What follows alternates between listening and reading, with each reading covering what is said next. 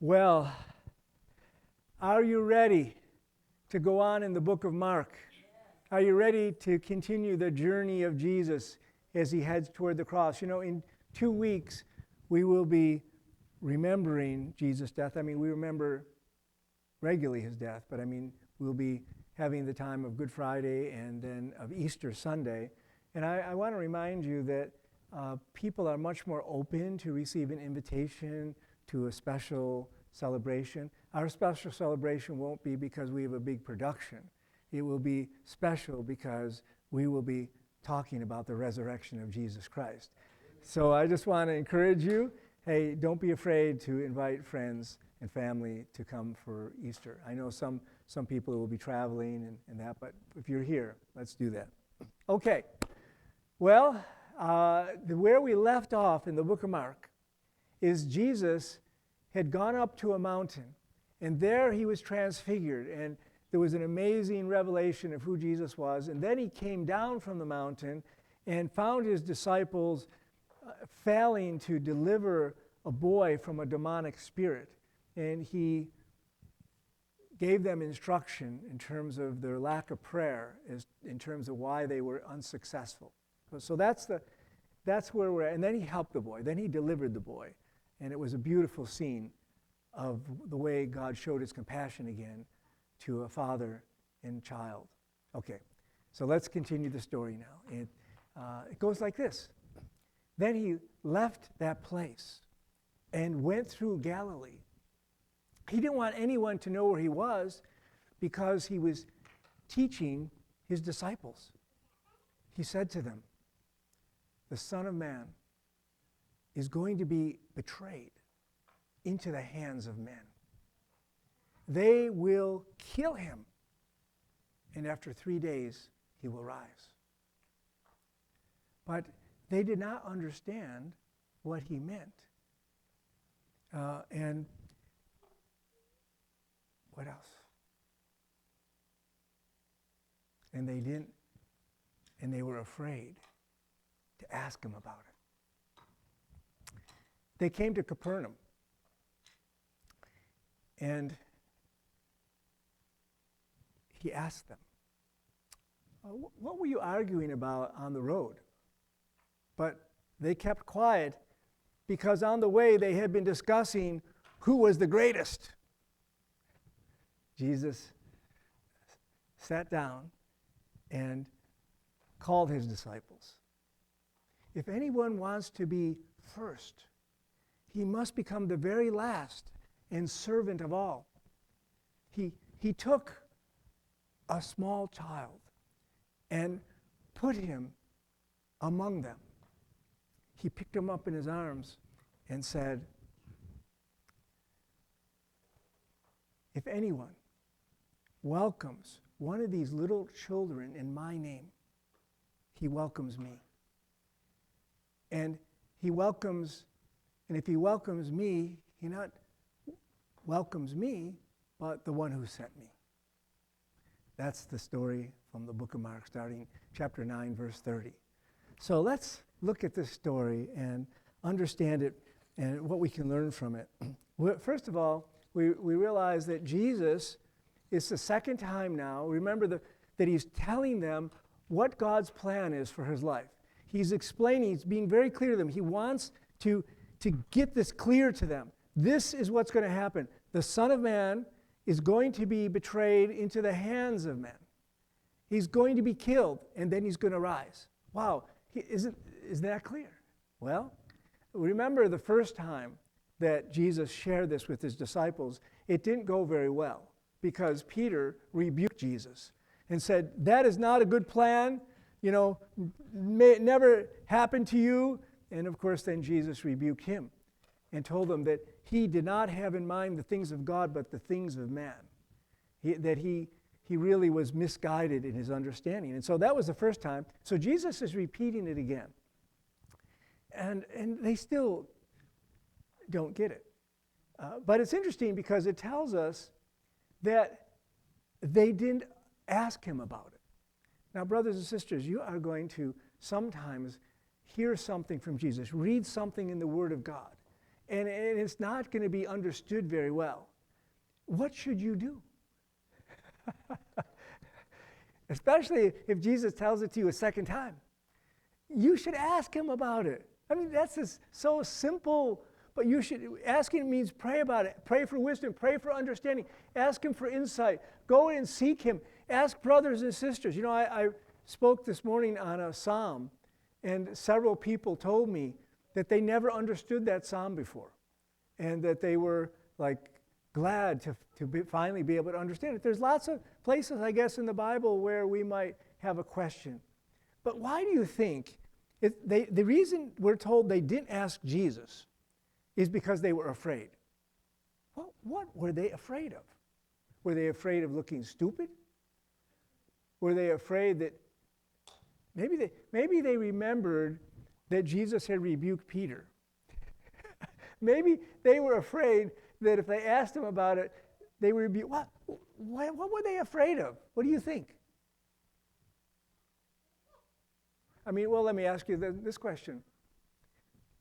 When should you be afraid to ask Jesus for understanding something he's saying? Is there any time you should be afraid? No. Okay. Even if it's the second time, the third time? I mean, I think Jesus shows so much compassion and so much desire to help his disciples understand that we should expect that if we are seeking God, asking him, he's going to help us. So let us not follow the example of the disciples here. So they don't get it very well. So what do? They leave that place, they're on their way, and they decide to have a conversation. Not just a conversation, they start arguing with one another about who is the greatest. Now, please get the parallel context. Jesus is explaining that he is going to be betrayed, he's going to be killed, and they don't ask him about that, but the next conversation is, who is the greatest? Does that make any sense to you? No, I mean, it doesn't make any sense anyway to have a conversation about who's the greatest. You think who's going to take his place?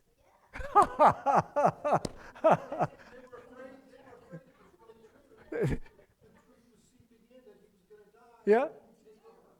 Oh, you guys think they're having a conversation about who's going to take over? Well, I don't know. If somebody is telling me something painful is going to happen to them, I'm not going to go on and have that type of conversation. Well, I hope I would, but maybe I'm like the disciples sometimes. It's obviously something is not clicking in their hearts that God is trying to teach them. The disciples are, well, let me ask you this question. How many of you want to be great? Okay, we only have two people in this room. Three. Okay, no, see, those of you are encouraging the others to want to be great too. Now, okay. Okay, let me ask it in this way. Okay, great person, I said. How about if I said, would you like to be a great friend? Yes? Would you like to be if you're a parent, would you like to be a great parent? Would you like to be a great grandparent? Would you like to be a great student? Yes? I mean, when we look at it in that way, as we're going to see here, if great has to do with being better than someone else, if it's a comparative term, then that's not good. But if great is in terms of excellent or something favorable or outstanding, then being great without comparison to someone else is a good thing. We should I would like us to be a great church. Now, when I talk about that, I don't want us to compare ourselves to any other church. I don't want to, there was a church that I saw a sign in front of once. I couldn't believe it. It said, the friendliest church in town. I said, what? You could say you're a friendly church. We'll welcome you, but to be a comparative thing, like we are the friendliest church in town. What happened? Did someone do a survey? Went to all the churches. How could they make that claim? So I don't want to be the greatest church. I just want us to be a great church. I want us to be great in love. I want us to be great in compassion, great in service. I want, when people come here to experience the love of God, I want us to have great fellowship with one another because we care about one another. Shouldn't we be great in that way? Okay. So I think God does want us to be great, but of course we're going to see his ultimate definition of greatness is different than what most people in this world consider striving for greatness. Okay. So Jesus goes on and he asks them this question. What were you discussing? They say, and what do they say? They don't say anything because they all of a sudden realize that Jesus is drawing out of them something that they will be embarrassed about or ashamed of in the presence of Jesus. So that means when they were having this conversation with one another, they thought Jesus wasn't hearing them, right? If Jesus was there, evidently they would have had the thought but not had the conversation. So what does this tell us? This tells us that when we are aware of the presence of God, we are not as likely to overtly sin. We will be aware, if God is aware of this conversation, if God is aware of what's in my heart, if God is aware of the way I'm acting right now, I don't want that. But when we get away from the presence of God, when we think God isn't hearing, God isn't seeing, God isn't knowing what we're doing, then we're prone to sin. That's why the Bible tells us the fear of the Lord is good. Because the fear of the Lord really is the awareness of God seeing everything we do, knowing everything that's in our heart. And if you didn't know that God was love, well, then that would be just a terrifying thought. But the fear of the Lord is something beautiful when we recognize, God is so awesome, but his presence, I don't want to be unholy in the presence of a holy God. And so these disciples reveal to us a basic truth that we are more likely to sin when we're unaware of the presence of God, when we're not aware of Jesus. So, Jesus asks them, and they don't say anything. But Jesus was aware, right? I mean, they didn't think Jesus was aware when they were having the conversation, but it became very clear Jesus knew what was going on because he begins to teach them this lesson. And basically when he says, who's going to be first, another version will say, he who wants to be great, you have to take the low position.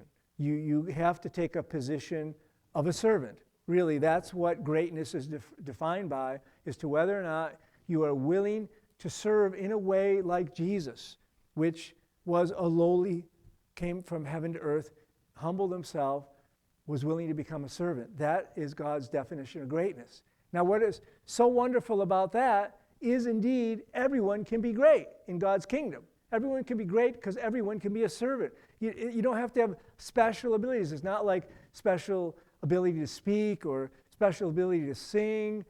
God has gifted all of us to serve. Whatever gift we have, we are to serve others, faithfully administering God's grace in its various forms.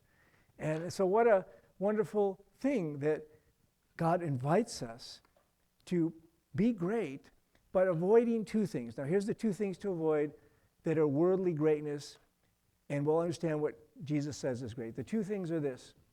Don't seek greatness by comparing yourself to other people. They were doing that when they said, who is the greatest? That was a comparative term. Like, who is better than the other one? Who is a more outstanding apostle? Who is the one who did more?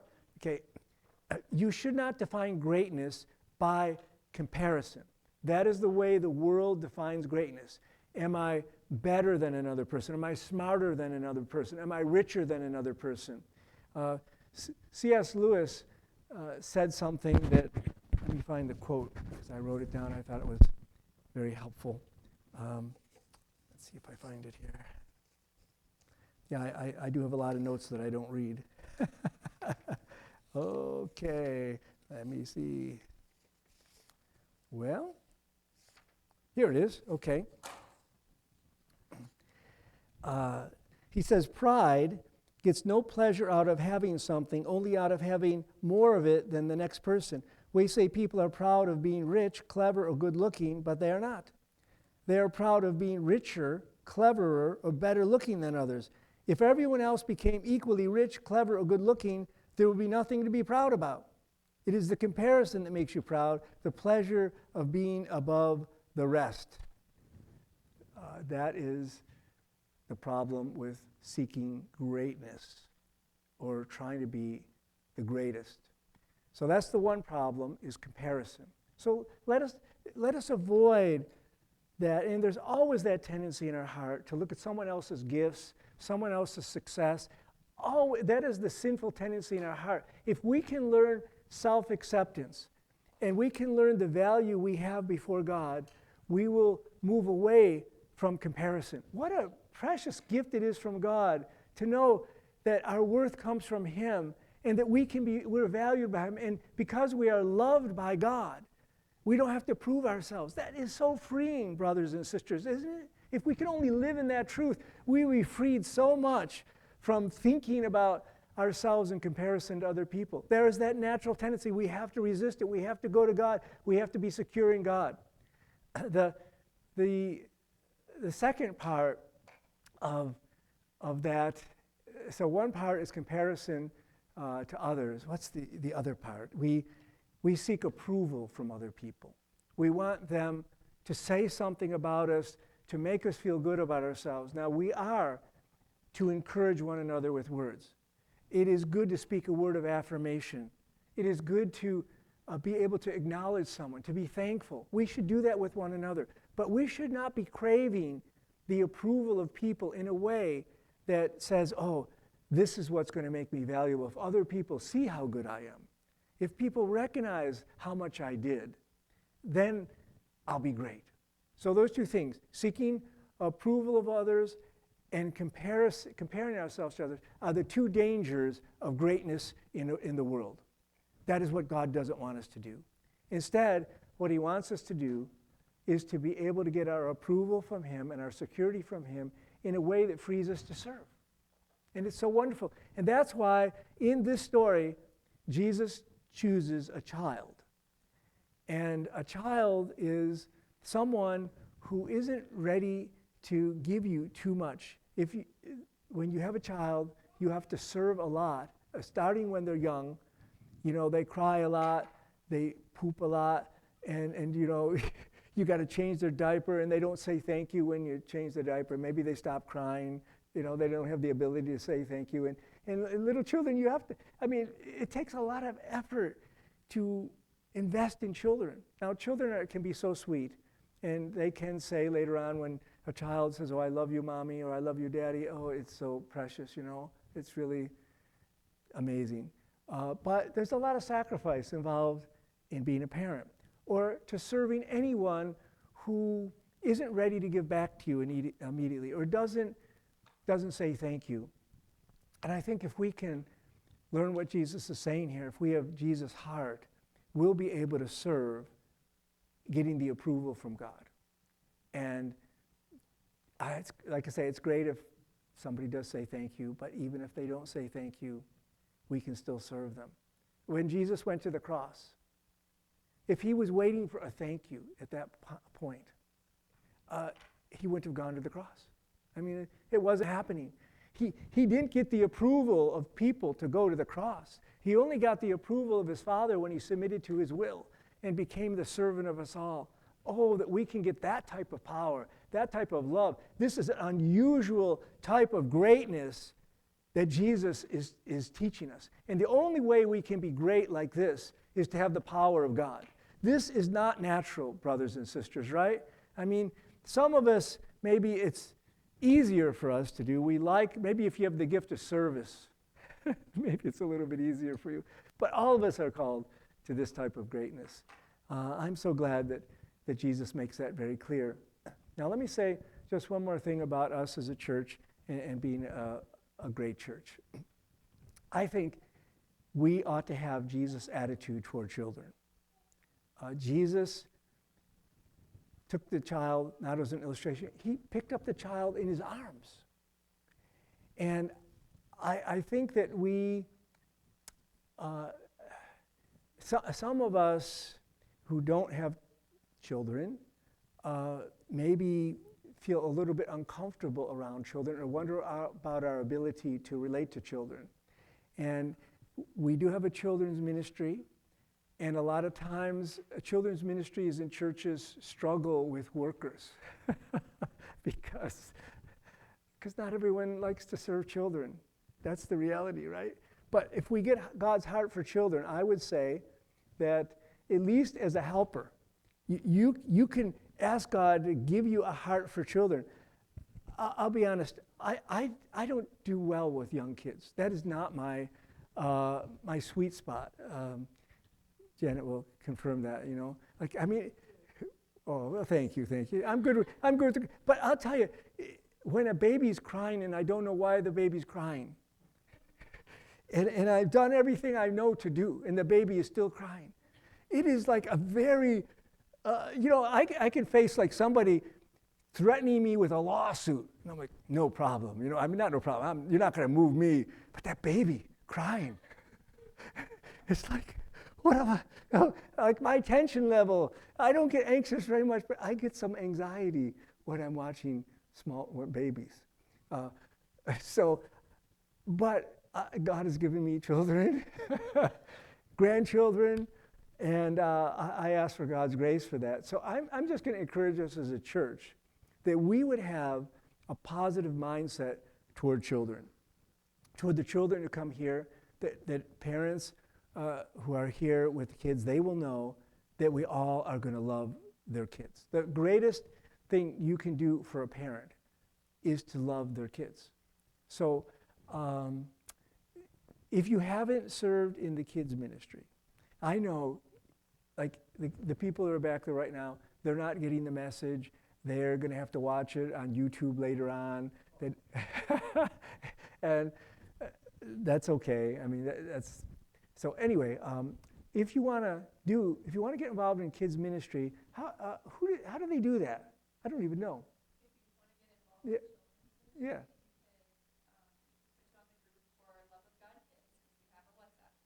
Okay.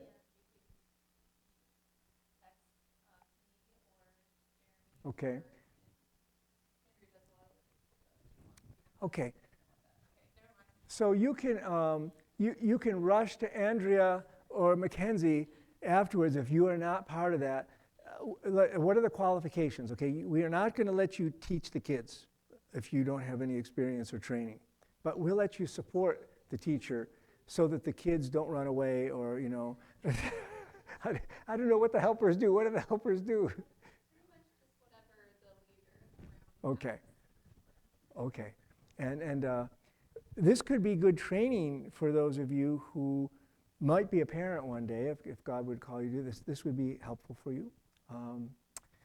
But even if you're not that, I think in the society that we live in right now, we need to recognize there's changing attitudes toward children, that children are not valued in the way that Jesus talks about. And so let us resist the cultural pressures and ideas that tell us that children are not valuable. What are some of the thoughts about children in our society today? That they're a burden, that they cost too much money, that they'll keep you from self-fulfillment, they'll keep you from your career, that they're draining the world's resources. That's true. Honestly, these are all things I read and hear about. And God loves children. You say, well, what about population control? Well, the news is the population is getting ready to go down because people are not having children.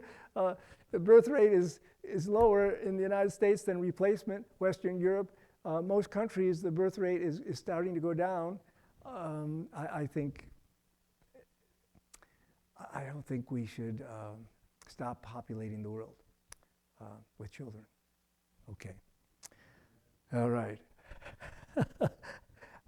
Okay, so any questions about greatness in Jesus' definition and what we can learn from this story? Any comment or question? This would be great. It's very clear? Yes, let me get on the mic here. I have a comment about the children's ministry. Oh, great, okay. Our church has interesting statistics because we usually get about 42 adults and about 11 kids. And that ratio for a small church, thank God we have a lot of kids. So it might be good to consider stretching and seeing how you might be involved, since we have heroic helpers out there, and we have heroic children. They've got one class, and then some of the preschoolers a little bit separate, or young babies, but we've got 2 fourth graders and 2 sixth graders who are godly, beautiful, wonderfully spirited children, and they're involved in a lesson that's like for early elementary. It's hard to have that many classes in this small of a church, but if once in a while we could have a class for those older elementary kids that's more their level, that would be wonderful. Yeah, I mean, we decided from the beginning that we weren't going to be a church that had a lot of programs, but a lot of opportunities to serve. And that is the reality when we're in a small church, for setup, for food, for children. We all have to do it together. That's the only way it's going to work. And we're talking about reaching out, right? We have on our heart that we are not going to exist for ourselves, that we're going to begin to invite other people in. What are we going to invite them into? We want to invite them into an attitude of love and a service where they see us loving one another. And how do we love one another? We're serving one another in these ways. And if we do it joyfully, other people will smell the aroma of Christ. They will be attracted to Jesus. So let us have that mind in us that was in Christ.